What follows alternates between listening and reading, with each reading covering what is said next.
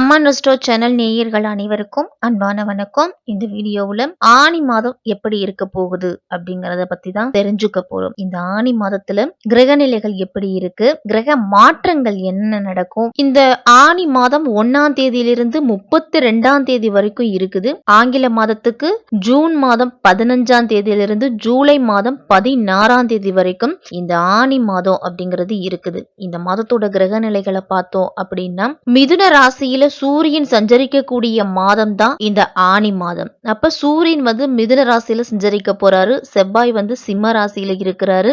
புதன் மிதுன ராசியில 8ஆம் தேதி வரைக்கும் இருக்கிறாரு. அதன் பிறகு கடகராசிக்கு போறாரு. சுக்கிரன் மேஷ ராசியில ஆனி மாதம் 15ஆம் தேதி வரைக்கும் இருக்கிறாரு. அதன் பிறகு ரிஷப ராசிக்கு போக போறாரு. குரு பகவான் மிதுன ராசியில இருக்கிறாரு. சனி பகவான் மீன ராசியிலையும், ராகு கும்ப ராசியிலையும், கேது சிம்ம ராசியில இருக்கிறாங்க. இந்த மாதத்துல குரு, சூரியன், புதன் ஆகிய 3 கிரகங்களுடைய கூட்டணி அப்படிங்கிறது மாதத்தின் தொடக்கத்துல இருக்குது. ஆனி மாதம் 8ஆம் தேதி தான் புதன் கடகராசிக்கு போறாரு. செவ்வாய் கேது கூட்டணி சிம்ம ராசியில இருக்குது. செவ்வாயோட பார்வை அப்படிங்கிறது சனி பகவான் மீதும் ராகு பகவான் மீதும் விழுது. இந்த மாதம் முழுவதுமே கிரகங்களோட அமைப்பு அப்படிங்கிறது இப்படித்தான் இருக்குது. நவகிரகங்களுடைய மாற்றத்தால காலச்சக்கரத்தின் 12 ராசிக்காரர்களுக்கும் எப்படிப்பட்ட பலன்கள்லாம் கிடைக்க போகுது அப்படிங்கறத விரிவாவே தெரிஞ்சுப்போம். எந்த விஷயமா இருந்தாலும் தனித்து ஜொலிக்கக்கூடியவங்க இந்த சிம்ம ராசிக்காரர்கள். உங்களுக்கு இந்த ஆனி மாதம் எப்படி இருக்க போகுது? உங்க ராசிநாதன் சூரியன் தன லாபாதிபதி புதனோடு இணைஞ்சு லாபஸ்தானத்துல குருவோடு சேர்ந்து இருக்கிறாரு. இந்த மாதம் குருவோடு இணைஞ்சு சஞ்சரிக்கிறதால 3 கிரகங்களுடைய சேர்க்கை இந்த மாதத்துல இருக்குது லாபஸ்தானத்துல. அப்ப எல்லா காரியத்திலையுமே நீங்க திட்டமிட்டு செயல்பட்டீங்க அப்படின்னா கண்டிப்பா வெற்றி அப்படின்னு உண்டு. திடீர் முன்னேற்றம் இருக்கும். இருந்தாலும் உங்க ராசியிலேயே சஞ்சரிக்கக்கூடிய செவ்வாய் ராகு பகவானை பார்க்கறாரு. செவ்வாய் பிளஸ் கேது கூட்டணி அப்படிங்கிறது உங்க ராசியிலேயே இருக்குது. செவ்வாயும் உங்க ராசியில தான் இருக்கிறாரு. கேது பகவானும் உங்க ராசியில இருக்கிறாரு. அப்போ உடல் ஆரோக்கியத்துல ரொம்ப ரொம்ப ரொம்ப கவனமா இருக்கணும். உங்களுக்கா இருந்தாலும் சரி, உங்களுடைய குழந்தைகளுக்கோ, மனைவிக்கோ, பெற்றோருக்கோ, இல்ல யாருக்கோ குடும்பத்துல ஒருவருக்கு உடல்நிலை ஆரோக்கியம் சம்பந்தமா பிரச்சனைகள் வரலாம். அதனால ரொம்ப கவனத்தோடு இருங்க. மருத்துவ செலவு அப்படிங்கிறது கண்டிப்பா உண்டு. கொடுக்கல் வாங்கல் எல்லாம் மற்றவர்களை நம்பி நீங்க செயல்பட்டீங்க அப்படின்னா இழப்பு கண்டிப்பா உண்டு. அப்ப நீங்க உண்டு, உங்களுடைய வேலை உண்டுன்னு இருங்க. சிம்மராசிக்காரர்களுக்கு அஷ்டமத்து சனியும் நடக்குது. அதனால கொஞ்சம் கவனத்தோட தான் இருக்கணும். இந்த மாதத்துல ஆனி மாதம் 8ஆம் தேதி கடகராசிக்கு புதன் வராரு. உங்க ராசிக்கு தனலாபாதிபதியான புதன் விரயஸ்தானம்னு சொல்லக்கூடிய 12ஆம் இடத்துக்கு வராரு. அப்ப விரயங்கள் அப்படிங்கிறது கூடுதலா இருக்கும். வரவை காட்டிலும் செலவு அப்படிங்கிறது கூடுதலா இருக்கும். உத்தியோகத்துல திடீர் மாற்றம் அப்படிங்கிறது வரதால மன அமைதி குறையலாம். உத்தியோகத்துல இருக்கிறவங்க சக ஊழியர்களும் மேலதிகாரிகளும் உங்களுக்கு ஒத்துழைப்பு அப்படிங்கிறது கொடுக்க மாட்டாங்க. எவ்வளவு வேலை செஞ்சாலும் பாராட்டு அப்படிங்கிறது கிடைக்காது. பாராட்டு கிடைக்கலனாலும் பரவாயில்ல, மன நிம்மதி இருக்கா அப்படின்னா அதுவும் இருக்காது. ஏதாவது ஒரு இடையூறு அப்படிங்கிறது வேலையில இருந்துகிட்டு இருக்கும். நீங்க நினைச்சது ஒன்றும் நடந்தது ஒன்றுமா இருக்கும். எந்த காரியமா இருந்தாலும் திட்டமிட்டு செயல்படுங்க. குடும்பத்திலையும் ஒரு சில பிரச்சனைகள் மீண்டும் தலை தூக்கும். பழைய பிரச்சனைகள் முடிஞ்சிருச்சு அப்படின்னு நினச்சிக்கிட்டு அப்பாடான்னு உட்காந்துருப்போம். அப்போ தான் அது சரியில்லை, இது சரியில்லை, அவன் அதை சொன்னான், இவ இதை சொன்னான் அப்படின்னு ஏதாவது ஒரு பிரச்சனையை கொண்டு மன அமைதி கெடக்கூடிய சூழ்நிலையில் இந்த ஆனி மாதத்தில் இருக்குது. நீங்கள் பிறருக்கு நன்மையே செஞ்சாலும் அது அவங்களுக்கு தீமையாக தான் தெரியும். அப்போ நீங்கள் உண்டு, உங்களுடைய வேலை உண்டுன்னு இருங்க.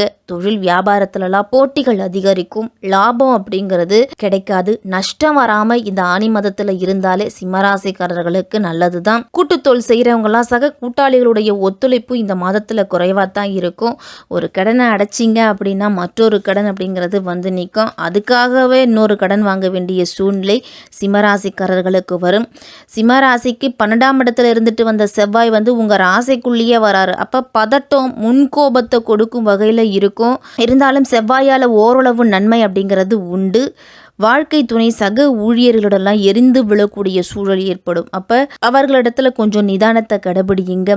சாப்பாடு செரிமானம் தொடர்பான பிரச்சனைகள் அப்படிங்கிறது சிம்மராசிக்காரர்களுக்கு வரும். நிலம் சார்ந்த முதலீடுகள் செய்யும் பொழுது ஒரு முறைக்கு இருமுறை யோசித்து செய்யணும். அப்பாவுடைய சொத்துக்கள்லாம் கைக்கு வரக்கூடிய வாய்ப்பு இருக்குது. உங்களுடைய சுய முயற்சியின் மூலமாக சொத்து சேர்ப்பதற்கான வாய்ப்பும் இருக்குது. அஷ்டமத்து சனி நடந்தாலும் 4ஆம் இடத்தை செவ்வாய் பார்த்தாலும் சொத்து வாங்குவதற்கு இது ஒரு சிறப்பான நேரம். சனி 2ஆம் இடத்தையும் பார்க்குறாரு. அப்போ பண கஷ்டத்தை கொடுப்பாரு. பணத்தை நிலத்தில் முதலீடு செஞ்சீங்க அப்படின்னா நஷ்டம் அப்படிங்கிறது இருக்காது. ஆரோக்கியத்தில் சின்ன சின்ன பிரச்சனை ஏற்படுத்துவார். வயிறு தொடர்பான பிரச்சனை அப்படிங்கிறது வரும். அடிவயிறு சார்ந்த பிரச்சனைகள் வரும். 5ஆம் இடத்தை சனி பார்க்குறாரு. அதனால கொஞ்சம் கவனமாக இருக்கணும். செவ்வாய் தலையில் இருக்கிறதால உஷ்ணம் சம்பந்தமான பிரச்சனைகளும் வரும். வார்த்தைகளில் நிதானத்தை கடைபிடிக்கணும். முடிஞ்ச வரைக்கும் குடும்பம், தொழில், உறவுகள் சார்ந்த விஷயத்தில் யாரையும் எதிரிகளாக நினைக்க வேண்டாம். ஆனி மாதம் 15ஆம் தேதி ரிஷபராசிக்கு சுக்கிரன் போகிறாரு. சுக்கிரன் உங்கள் ராசிக்கு 3ஆம் இடத்துக்கும் 10ஆம் இடத்துக்கும் அதிபதி. தொல்ஸ்தானாதிபதி சுக்கிரன் தொல்ஸ்தானத்தில் சஞ்சரிக்கும் பொழுது தொழில் தொடங்கக்கூடிய வாய்ப்பு கிடைக்கும் உங்களுக்கு. அதே மாதிரி வெளிநாடு சென்று பணிபுரியணும்னு முயற்சி செய்துக்கிட்டு இருக்கிறவங்களுக்கு அதற்குண்டான முயற்சி எடுத்தீங்க அப்படின்னா வெளிநாடு செல்லக்கூடிய யோகம் இருக்குது. குழந்தைகளோட எதிர்காலத்துக்காக முக்கியமாக சில திட்டங்களை வகுப்பீங்க. பெண்களால் உங்களுக்கு நல்லது அப்படிங்கிறது நடக்கும். உங்களுடைய வளர்ச்சி பாதையில் இருந்த இடையூறுகள் அப்படிங்கிறது நீங்கும் சுக்கிரனால. இந்த மாதம் முழுவதுமே கும்பராசியில் உள்ள ராகு பகவானை சிம்ம ராசியில் இருக்கக்கூடிய செவ்வாய் பார்க்கறாரு. இந்த செவ்வாய் ராகு பார்வையும் மீனத்தில் இருக்கக்கூடிய சனி பகவானுடைய பார்வையையும் எந்த காரியமாக இருந்தாலும் திட்டமிட்டு செய்ய முடியாது. வாழ்க்கையில் திடீர் திருப்பங்களும் அதிகமான விரயங்களும் ஏற்படலாம். ஒரு சில காரியத்தெல்லாம் முடிக்கிறதுக்கு அதிகமாக போராட்டத்தை சந்திக்க வேண்டி இருக்கும். சிம்மராசிக்காரர்கள் உங்க ராசி அதிபதி சூரியன் 11ஆம் இடம்னு சொல்லக்கூடிய லாபஸ்தானத்துல சஞ்சரிக்கிறாரு. சனி ராகு சப்தமத்திலேயே, கேது உங்க ராசிலேயே இருக்கிறது விசேஷத்தை கொடுக்காது. இருந்தாலும் குரு உங்க ராசிக்கு 11ஆம் இடத்துல இருக்கிறதன் மூலமா ஏற்றத்தை கொடுக்கும். நீண்ட காலமா திருமணத்துக்காக காத்திருக்கிறவங்களுக்கு திருமண யோகம் அப்படிங்கிறது கைகூடி வருது. 7ஆம் இடத்தின் அதிபதி 7ஆம் இடத்துல இருக்கிறது குருவோட பார்வையும் இருக்கிறதால திருமணம் அப்படிங்கிறது கண்டிப்பா கைகூடி வரும்.